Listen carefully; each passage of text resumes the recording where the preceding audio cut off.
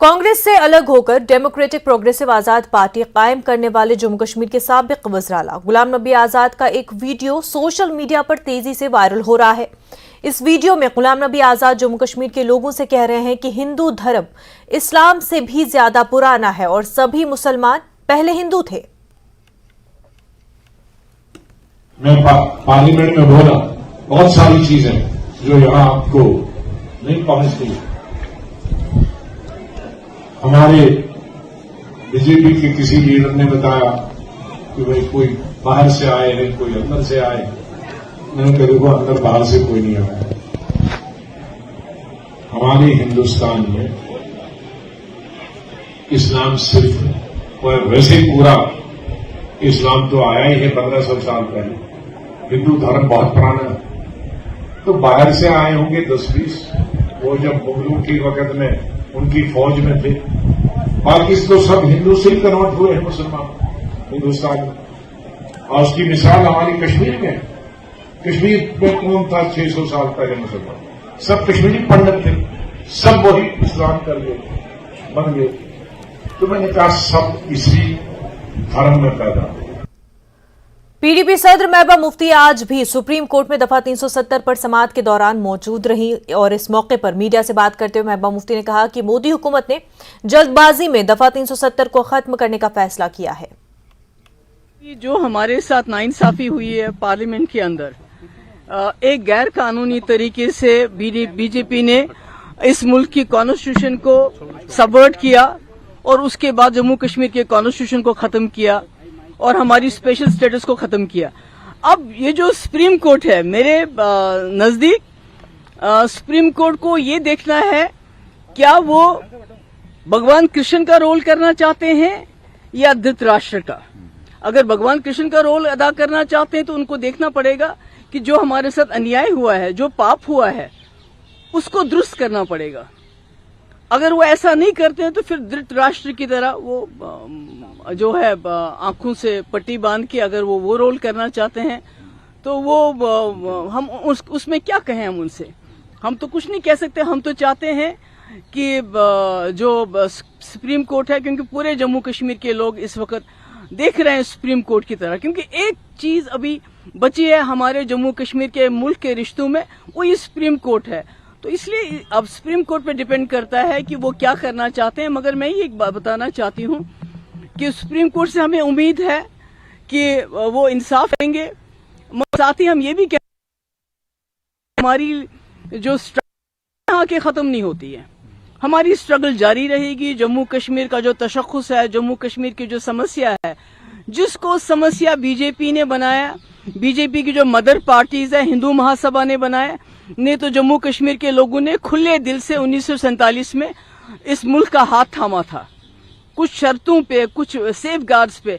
मगर हिंदू महासभा ने उसी वक्त ये शोर मचाना शुरू किया, एक संविधान, एक विधान, एक प्रधान, जिसकी वजह से कश्मीर के, जम्मू कश्मीर के लोगों को लगा कि ये लोग तो हमें धोखा दे रहे हैं, हमसे वादा करने के बाद ये हमसे सब कुछ छीनना चाहते हैं, जिसकी वजह से जम्मू कश्मीर की समस्या आज तक यहाँ पहुंची। और 2019 में जिस वक्त इन्होंने 370 को गैर आईनी तरीके से खत्म किया। उमर अब्दुल्ला ने कहा कि बीजेपी की साबिक मरकजी हुकूमतों और बहुत सी दूसरी ताकतों ने नेशनल कॉन्फ्रेंस को खत्म करने की भरपूर कोशिश की, लेकिन वो ऐसा नहीं कर सके। शेख मोहम्मद अब्दुल्ला के विजन को चीफ जस्टिस ऑफ इंडिया ने तस्लीम किया है। एनसी ने कभी बंदूक या किसी भी किस्म के तशद्दुद की हिमायत नहीं की, जब हर जगह बंदूक का राज था। 370 खत्म हो गया कहने वाले लोग सुप्रीम कोर्ट में समाअत शुरू होने के बाद इस पर बात करने लगे हैं। गुलाम नबी आजाद के हिंदू वाले बयान पर उमर अब्दुल्ला ने कहा कि मुझे नहीं मालूम कि गुलाम नबी आजाद ने किस तनाजुर में बात की है, उनसे पूछे कि वो किसको खुश करना चाहते हैं। इस तंजीम को मिटाने में कोई कसर बाकी नहीं रखी गई है। जब से देखें तब से हम साजिशों का मुकाबला करते आए हैं। मुकम्मल कोशिश रही कि कम से कम जम्मू कश्मीर की सरजमीन से ये हल्का झंडा जो है ये उठ जाए। लेकिन कुछ तो है कि इनकी लाख कोशिशों के बावजूद आज भी लोग इस तंजीम के साथ जुड़ने के लिए तैयार होते हैं। शायद इसी बात का नतीजा है कि आखिरकार सच को ज्यादा देर छुपाया नहीं जा सकता। लाख कोशिशें बीजेपी की, उनके साथी पार्टियों की, मरकज की हुकूमत की, यहां की एडमिनिस्ट्रेशन की, कि शेर कश्मीर को वो जलील करें, शेर कश्मीर का नामो निशान यहां के लोगों के दिलों से हटाएं। मैं कुछ हद तक इस बात को अपनी छोटी सी कामयाबी समझता हूं। तो जो लीडर कल तक कह रहे थे कि 370 गया, इसको भूल जाओ, ये कभी वापस आने वाला नहीं है, उन्होंने भी अब करवट ली, उनकी तकरीरों में भी बदलाव आया। आज वो भी कहने पर मजबूर हुए कि 370 जो है जम्मू कश्मीर के लोगों के साथ जुड़ा हुआ मामला है, इसके साथ छेड़छाड़ नहीं किया जाना चाहिए था। बीजेपी जम्मू कश्मीर के सदर रविंद्र रैना ने कहा कि 370 पर सुप्रीम कोर्ट में समाअत जारी है और समाअत के दौरान किसी भी सियासी जमात को कोई गैर मुस्तहकम बयान जारी नहीं करना चाहिए जिससे दूसरों के लिए मसाइल पैदा हो। बीजेपी लीडर ने कहा कि सुप्रीम कोर्ट जो भी फैसला देगा वो सबके लिए काबिल कबूल होगा और सुप्रीम कोर्ट के फैसले से पहले कोई बात न की जाए जिससे अमन व अमान के मसाइल पैदा हो। उन्होंने पीडीपी और दीगर पार्टियों को तनकीद का निशाना बनाया। क्या कहेंगे, ये दौरा किस मकसद को लेकर है आपका? देखिए, पूरे जम्मू कश्मीर के अंदर भारतीय जनता पार्टी मेरी माटी मेरा देश ये कार्यक्रम यहाँ सरकार की ओर से हो रहे हैं। वहीं भारतीय जनता पार्टी के कार्यकर्ता भी गांव-गांव, शहर-शहर मेरी माटी मेरा देश इन कार्यक्रमों को लेकर शानदार तरीके से पहले तिरंगा रैलीज निकाली गई, घर घर तिरंगा लहराया गया और फिर जो जश्न आज़ादी 15 अगस्त का दिन बड़ी शान से मनाया गया। और यहाँ राजौरी के इस बॉर्डर के एरिए धांगरी के अंदर यहाँ के नौजवानों ने भी इस किस्म के जश्न आज़ादी के कार्यक्रमों में बढ़ चढ़कर हिस्सा लिया। तो इस सारे बॉर्डर के एरिए का सीमावर्ती LOC के साथ लगे हुए एरिएज का मेरा इस समय टूर चल रहा है। राणा साहब, 370 की सुनवाई सुप्रीम कोर्ट में चल रही है। जम्मू कश्मीर में जब बीजेपी कहती थी 370 जो है पूरी तरह से दफन हो चुका है, पीडीपी कहती है कि जम्मू कश्मीर के लोगों को नई उम्मीद जो है वो जगी है और नया सियासी जो है सियासत शुरू हो गई है इस पर। देखिए, चूंकि ये मामला ज़ेरे अदालत है, हिंदुस्तान की सबसे बड़ी अदालत ऑनरेबल सुप्रीम कोर्ट के अंदर इसकी सुनवाई चल रही है और जब कोई भी मामला ज़ेरे सुनवाई हो और अदालत में हो उस वक़्त किसी भी प्रकार की बयानबाजी करना या कोई सियासी तनकीद करना, पॉलिटिकल स्टेटमेंट देना वो ठीक नहीं होता है। इसलिए ऐसे मौके पर इस किस्म की कोई बयानबाजी कितना मजबूत है केस, क्या कहेंगे जिस तरह से वो?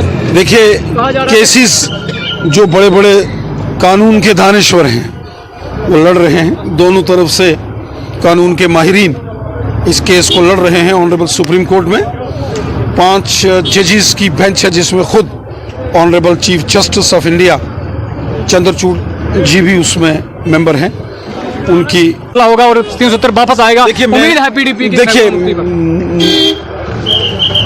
क्या किसी भी सियासतदान को इश्तियाल अंगेजी नहीं करनी चाहिए, जहर घोल के सियासत नहीं करनी चाहिए। जब मामला ज़ेरे अदालत है और वो भी सुप्रीम कोर्ट में इसकी सुनवाई चल रही है, सुप्रीम कोर्ट जो भी फैसला करेगा वो सबके लिए मान्य होता है, लेकिन उस वक्त सियासी तनकीद करना, बयानबाजी करना जब मामला सुप्रीम कोर्ट में हो और ठीक नहीं है। जम्मू में स्मार्ट मीटर को लेकर प्रदर्शन हो रहे हैं जगह जगह पर, क्या कहेंगे, कितना बड़ा बोझ जो है लोगों के ऊपर पड़ने वाला है स्मार्ट मीटर? देखिए,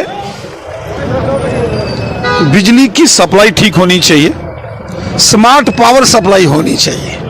मैंने लेफ्टिनेंट गवर्नर साहब को बोला है पहले स्मार्ट पावर सप्लाई 24 घंटे बिजली सुनिश्चित करो, फिर स्मार्ट मीटर लगाओ, लेकिन स्मार्ट मीटर भी वो लगाओ जिनकी रीडिंग ठीक हो। न्यूज 18 के लिए राजौरी से मैं शक्ति शर्मा। मुमताज कश्मीरी पंडित लीडर डॉक्टर अग्निशेखर ने भी गुलाम नबी आज़ाद के बयान का खैर मकदम किया। उन्होंने कहा कि आज़ाद खुद इस खानदान से ताल्लुक रखते हैं जिसने पहले हिंदू मजहब से इस्लाम कबूल किया था। डॉक्टर अग्निशेखर ने कहा कि अगर तमाम लोगों में ऐसा एहसास पैदा हो जाए तो मजहब की बुनियाद पर जारी झगड़े खत्म हो जाएंगे। वज़ीर आला और डीपीएपी के चेयरपर्सन गुलाम नबी आजाद ने किश्तवाड़ दौरे पे, जब वो किश्तवाड़ दौरे पे थे कुछ दिनों पहले, तो उन्होंने वहां पे एक बयान दिया है जिसमें उन्होंने कहा है कि हिंदुस्तान में जो पहले सभी लोग हिंदू थे, क्योंकि हिंदुइज्म जो है इस्लाम से पहले आया, और कश्मीरी पंडितों की उन्होंने बात की। उन्होंने कहा कि कश्मीर में भी सभी जो लोग हैं वो पहले कश्मीरी पंडित थे और फिर वो कन्वर्ट हुए हैं। इस पर मेरे साथ बात करने के लिए है परम कश्मीर के कन्वीनर, कश्मीरी पंडित लीडर और एक स्कॉलर डॉक्टर अग्निशेखर। डॉक्टर साहब, न्यूज 18 से बात करने के लिए शुक्रिया। गुलाम नबी आजाद ये कह रहे हैं कि हिंदुइज्म पहले आया है, इस्लाम बाद में आया, और जो जितने लोग यहाँ हैं वो पहले हिंदुइज्म में थे, फिर उन्होंने कन्वर्ट हो इस्लाम में हुए हैं, और यहाँ बाहर से कोई नहीं आया, सारे यहाँ की हैं। अब ये आजाद शब्द निकाल दो तो उनका नाम क्या है? गुलाम नबी भट्ट। और जिनसे आप बात कर रहे हैं अग्निशेखर, मेरा भी सरनेम भट्ट है।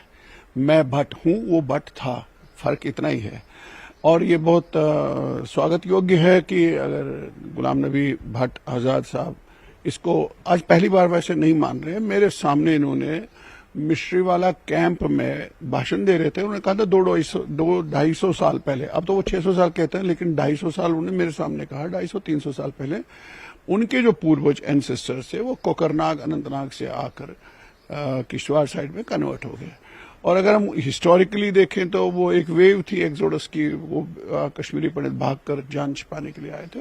लेकिन ये मानना एक बहुत बड़ी बात है, जबकि आपके यहाँ नेगेशन है, नेगेट करते हैं अपने रूट्स को मानने की। ये इसका स्वागत किया जाना चाहिए। ये एक तरह का एक इंडिकेशन भी दे रहे हैं, और पॉलिटिकल मायने इसके क्या हो सकते हैं उस पर मैं नहीं जाऊंगा। लेकिन बात यह है कि ये अपने एंसेस्टर्स के लिए ट्रिब्यूट है उनका, ये मानना कि हम भी कश्मीरी पंडित ही थे। और 1339 में कश्मीर में मुस्लिम शासन की शुरुआत हुई, और अंतिम जो महारानी थी वो कोटा रानी थी, जिसको आपने कश्मीरियों ने, हमारे पूर्वजों ने शरण दी थी 2-3 लोगों को, और वो शरण देना महंगा पड़ा कश्मीरियों को। पहला तो स्वात से भागकर शहमीर आए थे, जिसको सुल्तान की उपाधि से जिसने धोखा दिया, कोटा रानी को मारा। और सुंबल मेरा पैतृक गांव है, वहां बिल्कुल अंदरकूट एक जगह है, वहां उसको अंत उसका हुआ। तो उसके बाद से इस्लाम शासन के रूप में कश्मीर में आया। एक शरण उसको दी थी। दूसरा शरण था रिंचन को आपने शरण दी थी, गगनगिर जो आपका कंगन साइड में है, तो वो दूसरी शरण थी, उसने भी बगावत की, नमक हरामी की उसने। शहमीर ने नम रखा, जिसको आपने शरण दिया उसी ने आपके पीठ में छुरा घोंपा। तीसरे भी इसी तरह आए थे। तो इसलिए तब वेव चली कन्वर्शन की, और ये कन्वर्शन कोई विलफुल प्यार से, मोहब्बत से, ऐसा ये मिथ है, ये नैरेटिव गढ़ा गया है। मैं जो बात कर रहा हूं, मैं फैक्ट से बात कर रहा हूं। आपको इसके लिए तोहफतुल अहबाब पढ़ना चाहिए, जो एक मुस्लिम क्रॉनिकलर ने ही लिखा है। न्यूज 18 से बात करने के लिए शुक्रिया। तो डॉक्टर अग्निशेखर कह रहे हैं कि एक वेलकम स्टेप है जो गुलाम नबी आजाद ने कहा, और इससे क्या होगा कि एक पॉजिटिव एटमॉस्फेयर क्रिएट होगा, और लोगों को भी सामने आना चाहिए, ताकि वो रियलाइजेशन जब लोगों में पनपेगी तो जो एक कम्युनिटीज के बीच में आपस में जो क्लैशेज या बाकी प्रॉब्लम्स होती हैं वो खत्म हो जाएंगी, और उससे जो है एक अच्छे माशरे की ताबीर भी हो सकती है और तामीर भी हो सकती है। कैमरामैन आशू के साथ में समीर भट्ट, न्यूज 18, जम्मू। के बाद आपका खैर मकदम है। सुप्रीम कोर्ट में आर्टिकल 370 की मनसूखी को चैलेंज करने वाली अर्जी पर समाअत जारी है। जम्मू कश्मीर पीपल्स कॉन्फ्रेंस के वकील राजीव धवन ने अदालत को दलाइल पेश किए। जेकेपीसी के जनरल सेक्रेटरी मोहम्मद अशरफ मीर ने खसूसी तौर पर न्यूज 18 से बात की, और उन्होंने इस दिन जारी दलाइल के बारे में बताया। मोहम्मद अशरफ मीर ने कहा कि हमारी दलील मजबूत है, क्योंकि हमारी काउंसिल ने खुद मुख्तारी की अंदरूनी और बैरूनी जहतों को अहमियत दी, और हमें उम्मीद है कि आर्टिकल 370 की बहाली जल्द हो जाएगी। 2015 इस गवर्नमेंट ने आते ही एक NJAC national judicial commission act बनाया और कॉन्स्टिट्यूशन में अमेंडमेंट्स की। Correct? Supreme court struck down that constitutional amendment कहा this is violating the basic structure relating to separation of powers between executive, judiciary and legislature, right? So इसलिए धवन जी ने एक बहुत बड़ा इशू उठाया है. It concerns not only J&K, it concerns entire India. If Supreme Court today upholds what President has done by using his power under 356, I'm sure, and you will see, this will be repeatedly applied in other states of the Union of India.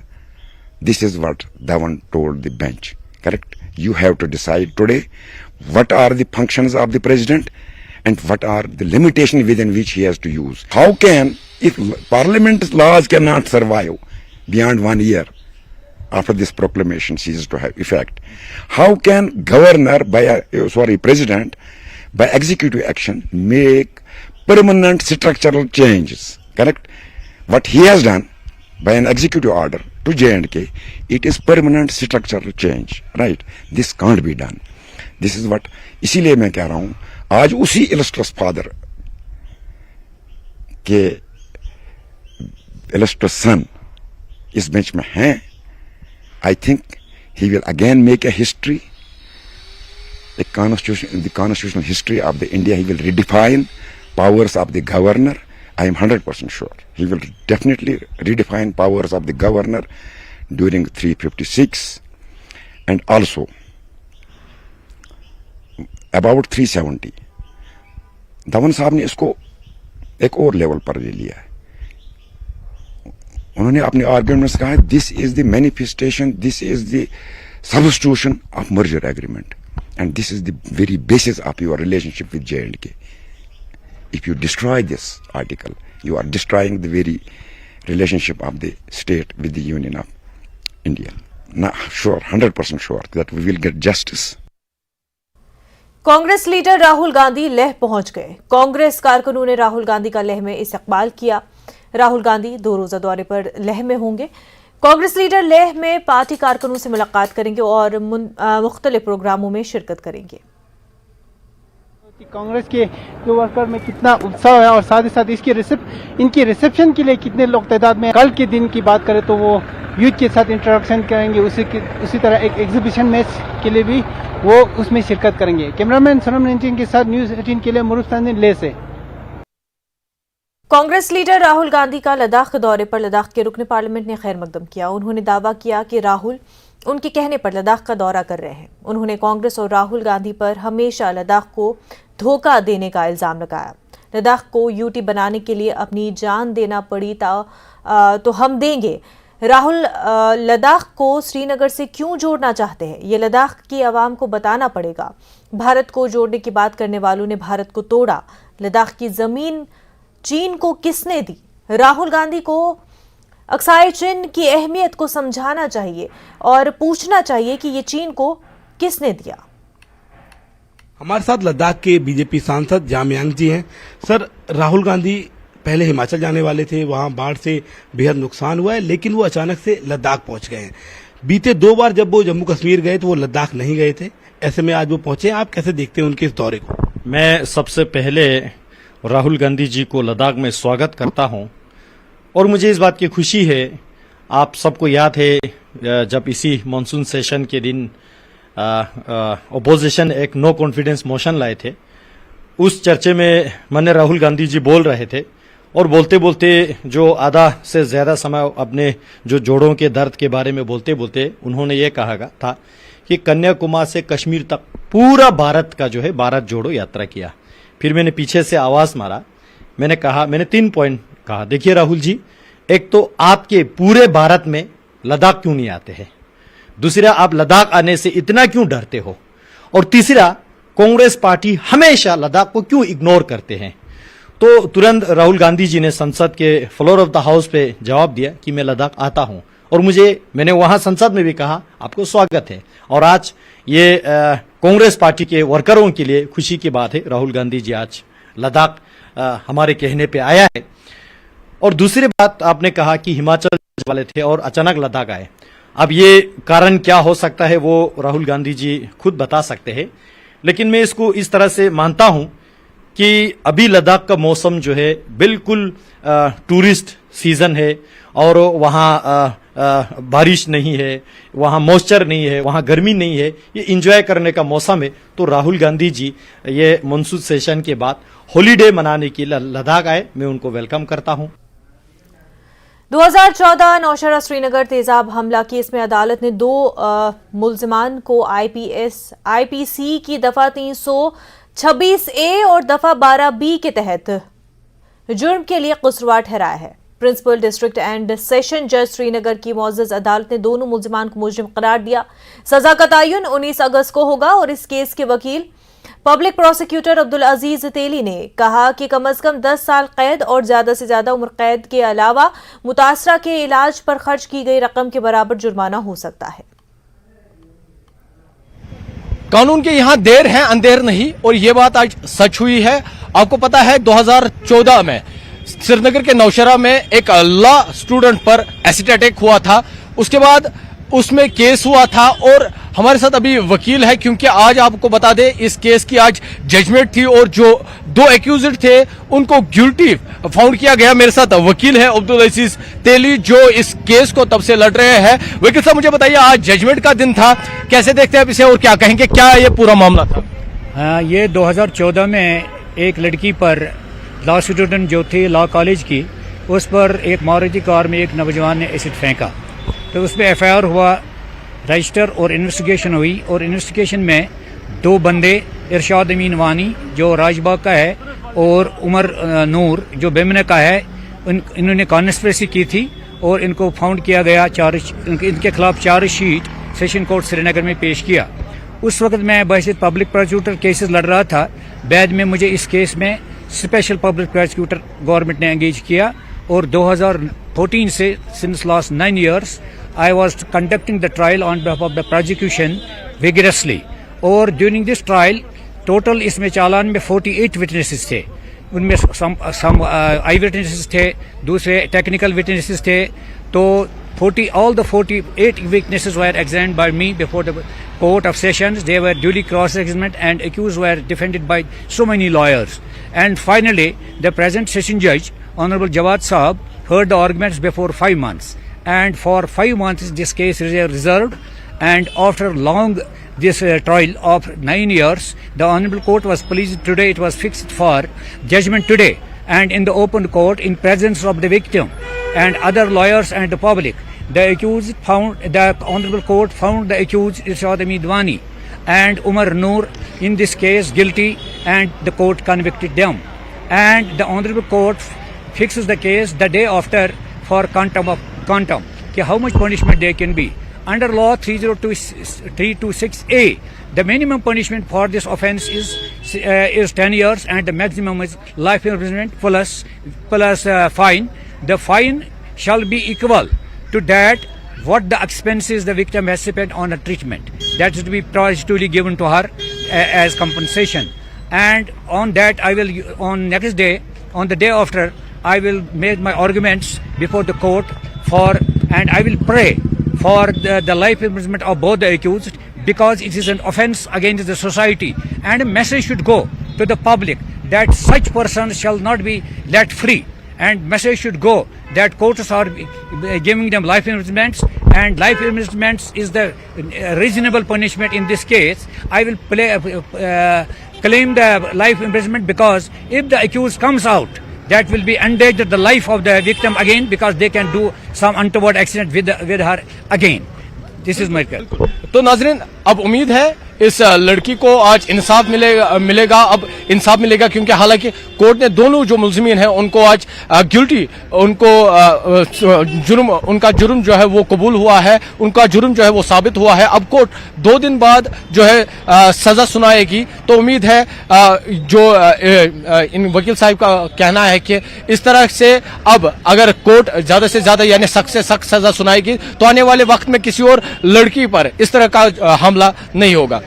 फिरोजवानी के साथ Abid Hussain, news 18 Srinagar. कस्बे कुलगाम में तहसीलदार बिलाल अहमद की क़यादत में महकमे माल, health और drug control की team ने कई तिबी मराकज़ का अचानक मुआयना किया और गैर कानूनी तौर पर जलाए जा रहे कई तशखीसी मराकज और अद्वियात की दुकानों को सर पे मोहर किया है। जराये के मुताबिक इंतजामिया को इतला मिली कि जिले में गैर कानूनी तौर पर कई निजी क्लिनिक, लैब और अद्वियात की दुकानें गैर कानूनी तरीके पर अपना कारोबार चला रही हैं, तो फौरी तौर हरकत में आकर इंतजामिया ने मुतल्लिका महकमों के हमरा कार्रवाई अंजाम दी। मुतल्लिका शोबे से ताल्लुक रखने वाले अफराद ने इस इक़दाम की सराहना की।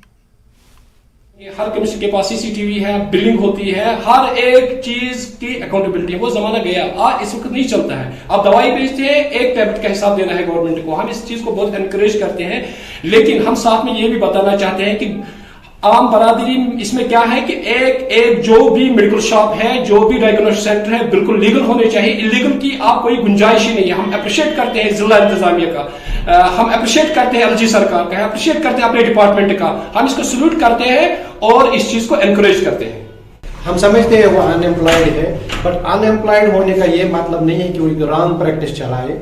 मैं उनसे भी गुजारिश करता हूँ आपकी मीडिया की वसादत से कि वो भी अपनी लैब्स में, अल्ट्रासाउंड क्लिनिक्स में, मेडिकल शॉप्स में, डायग्नोस्टिक सेंटर्स में लुक आफ्टर करे। जहां पर भी कोई कोताही है, क्वालिफाइड टेक्नीशियन नहीं है, क्वालिफाइड टेक्नीशियन रखे, प्रॉपर मशीनरी नहीं है, प्रॉपर मशीनरी, हाइजीन का ख्याल रखे, बाकी सब चीजों का ख्याल रखे। एक एक करके इनकी जो रिकॉर्ड्स हैं, इनकी जो रजिस्टरिंग क्या प्रोसीजर क्या फॉलो किया है, इनको इनके जो टेक्निकल एक्सपर्ट्स हैं उनकी क्वालिफिकेशन क्या है, कौन वहां पे बैठता है, ये सारी चीजें हमने देखी। इसको देखकर हमने कुछ जगहों पे खामियां पाई। उनमें से हमने 5 जो क्लिनिकल लेबोरेटरीज हैं उनको मौके पे ही सील कर दिया जहां पे हमें खामी लगी। इसके साथ साथ जो मेडिकल शॉप्स थे, वहां पे मेडिकल शॉप्स पे जो दवाइयां बेची जाती हैं, उनका एक्सपायरी, उनका हाइजीन वहां पे वो कैसे रखते हैं, उनका भी हमने चेक किया। उन चेक में हमने पाया कि कुछ दुकानात में कुछ खामियां थी जहां पे रजिस्टर्ड पर्सन नहीं था, या कहीं पे दवाइयां कुछ एक्सपायरी के नजदीक थी, कहीं पे कुछ और इश्यूज थे, तो उसमें भी हमने 3 दुकानों को मौके पे ही सील किया। ये जो कार्रवाई है ये बिल्कुल जारी रहेगी। हम एक वीकली अब रोस्टर बनाएंगे जिसमें स्पेशली जो डिस्ट्रिक्ट के मेजर हॉस्पिटल्स हैं वहां पे टीम्स एक्टिव रहेंगी। फायर एंड इमरजेंसी के मुतादिद उम्मीदवारों ने भर्ती के अमल में घपले का इल्जाम लगाते हुए एहतजाज किया। एहतजाजी उम्मीदवार जुमेरात को प्रेस कॉलोनी में जमा हुए और मुतालबा किया कि मुबैना स्कैम की जांच के लिए तश्कील दी गई कमेटी वादे के मुताबिक रिपोर्ट को मंजर आम पर लाए। कश्मीर के मुख्तलिफ अजला से ताल्लुक रखने वाले उम्मीदवारों ने एहतजाज में हिस्सा लिया। उन्होंने कहा कि 2022 में हुकूमत ने एक 3 रुकनी कमेटी तश्कील दी और उन्हें यकीन दिलाया कि रिपोर्ट 1 माह के अंदर सामने आ जाएगी। उम्मीदवारों ने कहा कि अगर ये क्लियर स्कैम है और घोटाला करने वालों ने भी इसे कबूल कर लिया है, तो हुकूमत काबिल उम्मीदवारों को मौका क्यों नहीं दे रही। हम यहाँ पे जो भी लड़के आए हैं ये fire and emergency drop out aspirants है। हमने 2020 में एग्जाम दिया था, पहले 2014 में दिया था, फिर 2018 में दिया था, फिर 2020 में दिया था। तीनों बार इसका फिजिकल भी मतलब करप्टेड रहा कि उसका नया हुआ, और उसका जो रिटन एग्जाम है उसमें भी धांधली पाएगी। उसके बाद 2020 में उसका फाइनल एग्जाम किया गया।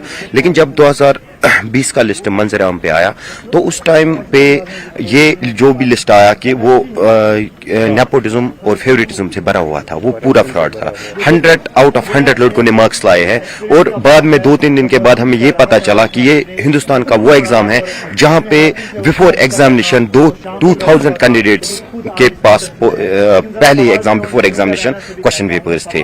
तो उसके बाद आई विटनेस सामने आया, उसके बाद उसने बयान दिया कि मैंने बिफोर एग्जामिनेशन कहां से पेपर लिया, किसको दिया। उसके बाद गवर्नर साहब से हमारे जो लीडरान हैं वो मिले, तो गवर्नर साहब ने हमें एश्योर किया कि मैं इस पे 3 मेंबर कमेटी बिठा रहा हूं, और 3 मेंबर कमेटी उन्होंने बिठाई। उसमें दिसंबर 2022 में उन्होंने कमेटी बिठाई। विद इन 1 मंथ का टाइम दिया था उसमें कि वो ये रिपोर्ट पेश करे। लेकिन अनफॉर्चुनेटली आज 8 महीने से भी ज्यादा टाइम हो गया है, और हम रोज प्रोटेस्ट के लिए आते हैं, हमें डिटेन किया जाता है, मारा पीटा जा रहा है, लेकिन रिपोर्ट का कोई अता पता नहीं है।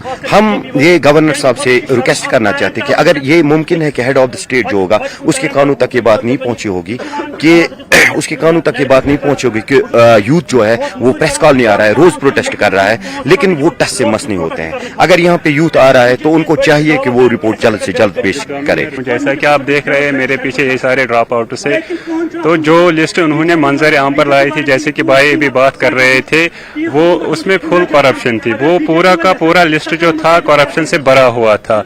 तो आप देखो कि जो भी रिक्रूटमेंट का कोई लिस्ट निकलता है, कम से कम 15 दिन के बाद फिर उन कैंडिडेट्स की ज्वाइनिंग होती है। इसमें आप सितम ज़रीफ़ी ये भी देखोगे इस लिस्ट में कि इस लिस्ट को जब उन्होंने इशू किया तो रातों रात जो कैंडिडेट्स इसमें है उनकी मतलब भर्ती हो गई। तो ये भी इसमें एक पॉइंट रहा है।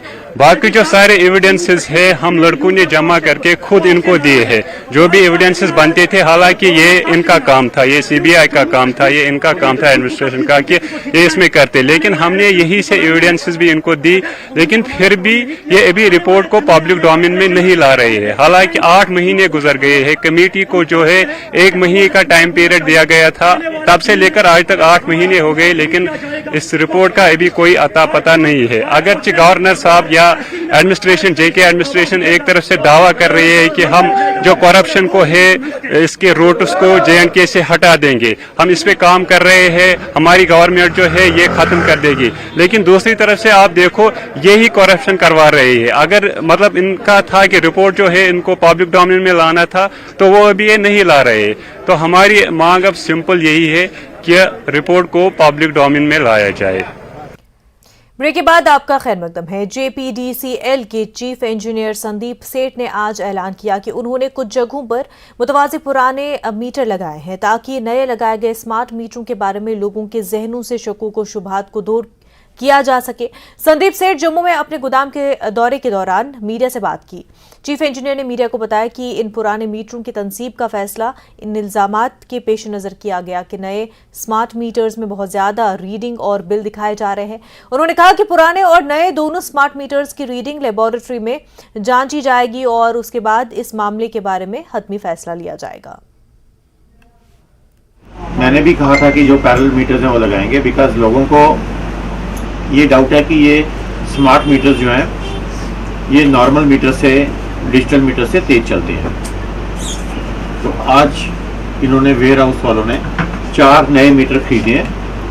हमारे पास भी नए मीटर्स हैं पड़े हुए, जो या पुराने मीटर जो हम पे उतारे हैं।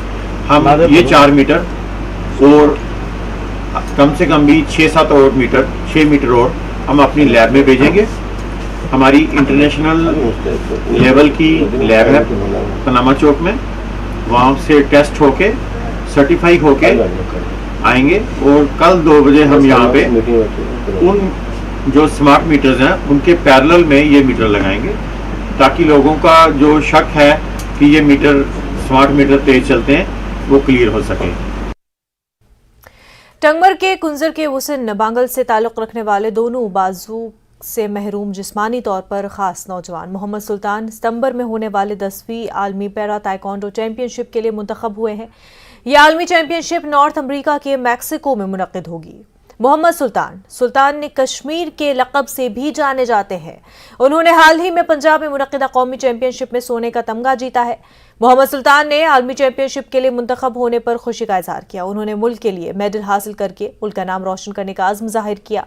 वाज़ेह कि मोहम्मद सुल्तान हर फन मौला है, किसी मैदान में अपनी सलाहियतों का मुजाहरा कर रहे हैं। सुल्तान हाथों के बजाय अपने पैरों से गाड़ी चलाते हैं, पैरों से लिखते हैं, कंप्यूटर, मोबाइल और दूसरे काम भी अपने पैरों की मदद से करते हैं। वो क्रिकेट भी खेलते हैं। मोहम्मद सुल्तान कश्मीर यूनिवर्सिटी में PhD भी कर रहे हैं। पंजाब में हो चुकी हैं, इसमें हमारा गोल्ड आ चुका है और वहीं पे सिलेक्शन ट्रायल्स भी हो चुकी हैं जो हमें मैक्सिको में 10th world para taekwondo championship होने वाली, उसमें पार्टिसिपेशन के लिए हमारी ट्रायल्स भी थी और वहाँ से हम सिलेक्ट होकर अब इंशाल्लाह वहाँ पे पार्टिसिपेट इंडिया की रिप्रेजेंट करने के लिए जा रहे हैं। मैं दूसरे नौजवानों के लिए मुझे एक शकील आज़मी का एक शेर याद आ रहा है कि परों को खोल ज़माना उड़ान देखता है, ज़मीन पे बैठ के क्या आसमान देखता है। देखो सर, आपको क्या करना क्या है, आपको मेहनत करनी है, रिज़ल्ट आएगा। तो इस वक्त मैं खुशी तो बयान नहीं कर सकता कितना मैं खुश हूँ कि अपने मुल्क का परचम मैक्सिको में लहराऊँगा। मेरी यही उम्मीद है, चाहत है कि मैं वहाँ से एक गोल्ड अपने मुल्क के लिए लेके आ जाऊँ ताकि मैं बीइंग स्पेशली एबल ये ना बाकी को लगे कि नहीं ये कुछ नहीं कर सकता है या मेरे में कुछ कमी है। सुल्तान जो है वो बचपन से ही दोनों बाजुओं से महरूम है और उस महरूमी के बावजूद ये महसूस नहीं करते हैं कि उनके बाजू नहीं हैं, बल्कि वो अपनी लगन, मेहनत और जोश और जज्बे के साथ आगे बढ़ रहे हैं और हर फील्ड में ये हरफन मौला है और हर फील्ड में ये कमाल कर दिखाते हैं और उनका कहना है कि ये स्विमिंग भी करते हैं और मुख्तलिफ़ तरह के जो मुकाबले हैं उनमें हिस्सा लेते हैं। ताहम कुछ जो फील्ड्स हैं उनमें उन्होंने ज़रूर यानी यहाँ पे नाराज़गी जताई है और उन्होंने निराश हैं ये सरकार से कि कह रहे हैं कि यहाँ पे उन चीज़ों में फुकदान है, जैसे स्विमिंग में जो स्पेशली एबल्ड लोग हैं उनके लिए वहाँ इंफ्रास्ट्रक्चर बनाने की ज़रूरत है, ये इन्होंने सरकार से अपील की है। और हम उम्मीद करेंगे कि जो सितंबर के महीने में जो मैक्सिको में वहाँ जो पैरा ताइक्वांडो चैम्पियनशिप होगी 10th ताइक्वांडो चैम्पियनशिप, उसमें ज़रूर हमारे जो सुल्तान कश्मीर है ये पूरे मुल्क का सुल्तान बनेंगे और यानी मेडल हासिल करके अपने मुल्क की रहनुमाई करके मुल्क का नाम रोशन करेंगे। न्यूज़ 18 जम्मू कश्मीर के लिए मैं गुसन कुंजर से मुनीर हुसैन हुर्रा। 5वें लद्दाख खुद मुख्तार पहाड़ी तरक्याती काउंसिल की नामजदगी का अमल शुरू हुआ है। इंतखाबात 10 सितंबर को होंगे। जिले में 26 सीटों के लिए कांग्रेस, बीजेपी, एनसी और एएम, एडीएमई मैदान में है। नामजदगियों की आखिरी तारीख 23 अगस्त है। पहले दिन एक नामजदगी दाखिल की गई है।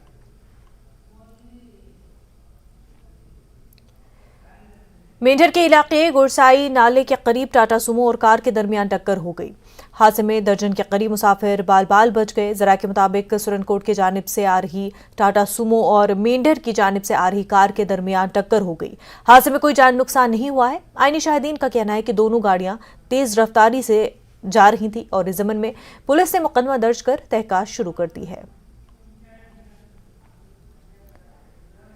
महकमे आला तालीम हुकूमत जम्मू कश्मीर और college of education IASE Srinagar के ताउन से 2 रोज़ा कौमी workshop capacity building for managers in higher education के मौजू पर मुनक़िद किया गया।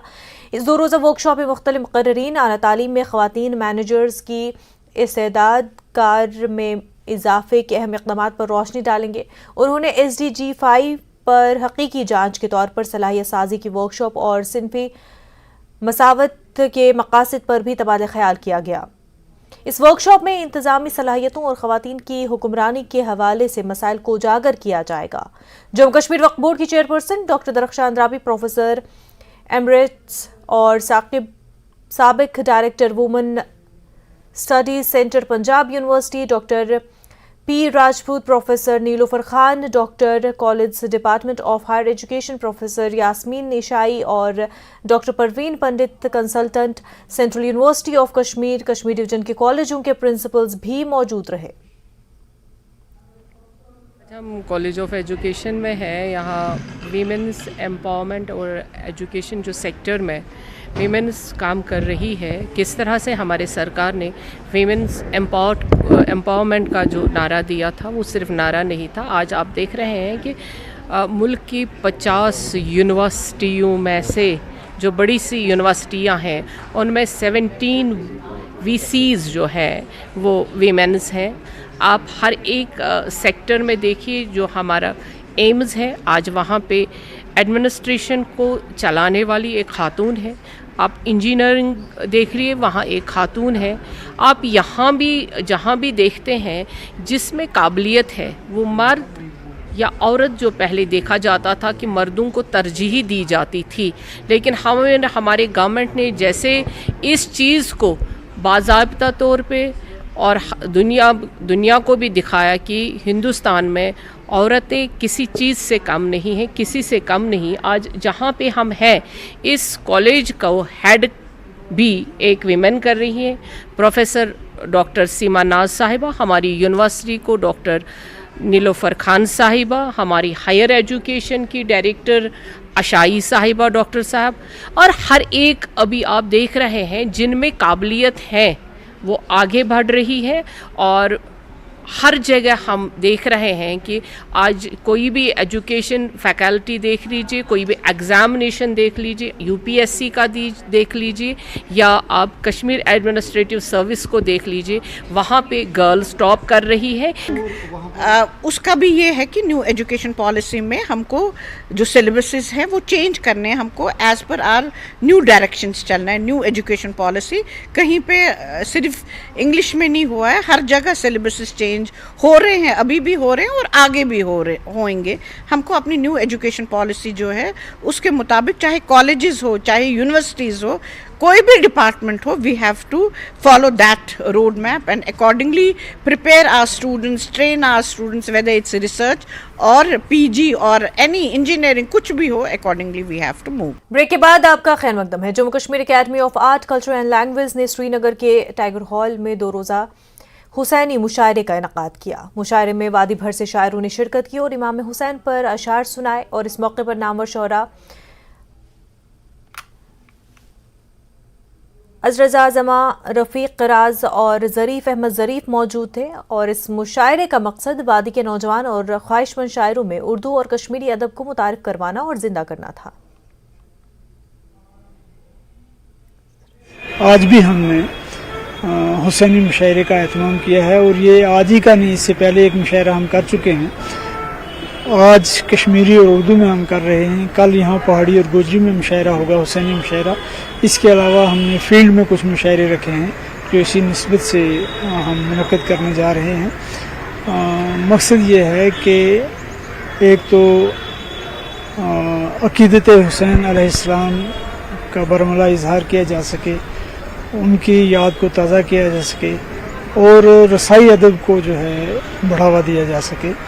ये इसका मेन मकसद है कि कल्चरल एकेडमी ने इससे पहले भी यहाँ पे मुशायरे, गज़लिया मुशायरे मुनक़्क़िद किए, अलावा इसके अदबी मुबाहस मुनक़्क़िद किए और काफ़ी कामयाब रहे।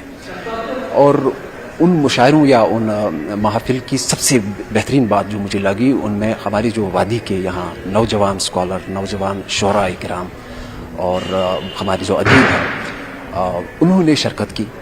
और ख़ास बात मैं समझता हूँ उसकी ये है कि उसमें जो हमारे सफ़े अव्वल के जो यहाँ हमारे बरगज़ीदा अदीब है, शोरा है, कोहना मशक शोरा है, उनकी मौजूदगी में उन्होंने कलाम पढ़ा और उससे क्या है कि हमारे नौजवान नस्ल के अंदर जो है हौसला बढ़ गया और शेर व शायरी से उनका जो शगफ है वो और उस्तवार होता गया। चंदी माता मसिल की सालाना जारी यात्रा आज सुबह जम्मू से निकाली गई। सर्वशक्ति चंदी माता मंदिर चनूट भद्रवा मसिल यात्रा के बेस कैंप की तरफ से माता चंडी की पाक छड़ी को देवी चंडी के ठिकाने मसिल की तरफ ले जाया जाएगा। उधमपुर में चंडी माता के अकीदतमंदों ने करगिल हनुमान मंदिर उधमपुर में जारी यात्रा का रिवायती अंदाज में खैर मकदम किया और इस मौके पर अकीदतमंदों, तलबा, समाजी कारकुनों की बड़ी तादाद मौजूद रही।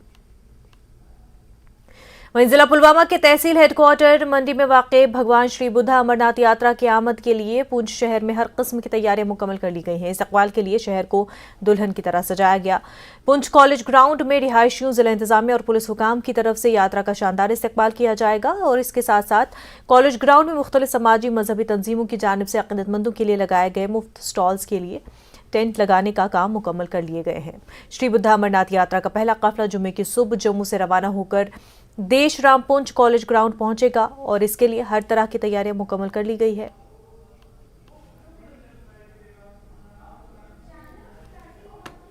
श्री बुद्धा अमरनाथ जी में जो पूरे बाकोश से कल यहाँ यात्रा आ रही है। कल यानी कि 18 अगस्त को पहला जत्था यहाँ पुंछ में पहुँचेगा और उसकी तैयारियों के लिए जिला प्रशासन और यूटी प्रशासन पूरी तरह से मुस्तैद है और यहाँ पे जितने भी कार्यकर्ता लगे हुए हैं और कार्यकर्ताओं के साथ यहाँ समस्त पुंछवासी यहाँ पे इस यात्रा का स्वागत करने के लिए पलकें बिछाए हुए हैं और यात्रा के लिए यात्रियों की फैसिलिटी के लिए जिला प्रशासन ने पूरी तरह से 1 महीने से अपनी तैयारियां की हुई हैं, जिसकी जिन्ना मिसाल देख लो इस समय कॉलेज ग्राउंड में कितने भव्य तरीके से यात्रियों की तैयारी के लिए इंतजाम किए गए। अपर रफियाबाद इलाके के लोगों ने इलाके में तमाम लिंक रोड्स की तरक्की के लिए मरकजी हुकूमत की तारीफ की है। इलाके के सरपंचों और पंचों का कहना है कि ये तरक्की दी इलाकों में पंचायती राज को मजबूत करने की वजह से मुमकिन हुई। रफियाबाद के PRI का कहना है कि उन्होंने 70 साल से ऐसी तरक्की नहीं देखी जो मौजूदा बीजेपी हुकूमत में हुई है। मरकजी हुकूमत से इन इलाकों के दीगर ज़ेर इल्तवा प्रोजेक्टों को जंगी बुनियादों सर्दियों से पहले मुकम्मल करने की अपील की है।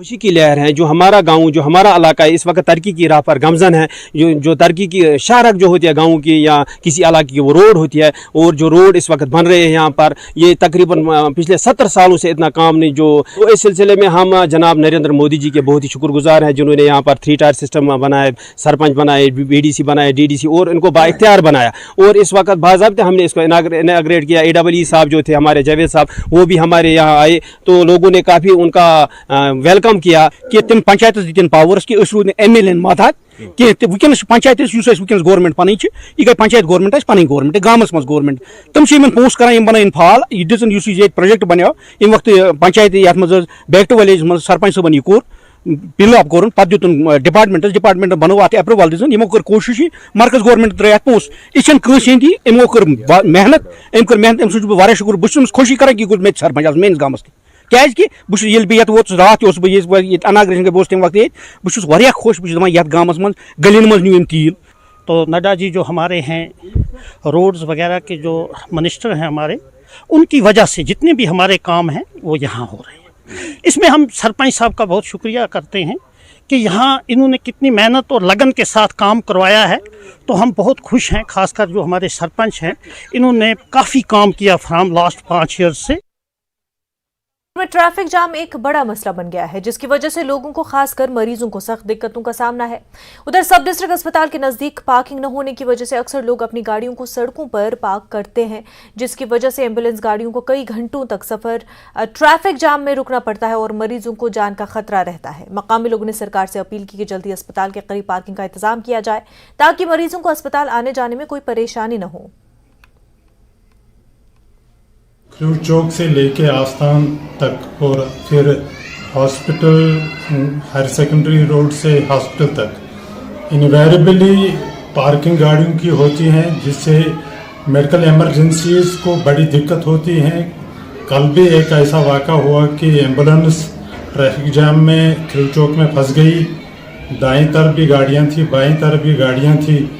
अब मुश्किल से वो पेशेंट हॉस्पिटल तक पहुँच सका और वापसी पे जब उनको रेफ़र किया गया श्रीनगर, वापसी पे फिर उसी जाम में फंस गया। ये सूरत हाल बहुत तशवीशनाक है। हमें खुद चाहिए कि हम इस बात का एहसास रखें कि दोनों तरफ से पार्किंग गाड़ियों की न रखें। अगर अशद ज़रूरत है तो कम से कम एक ही साइड रखें, ताकि 2 गाड़ियाँ सड़क से गुजर सकें। जहाँ तक आपका कहना सही है, जहाँ तक मुझे इन्फॉर्मेशन है, कल ये पेशेंट कोई 6 बजे के करीब रेफर हुआ था।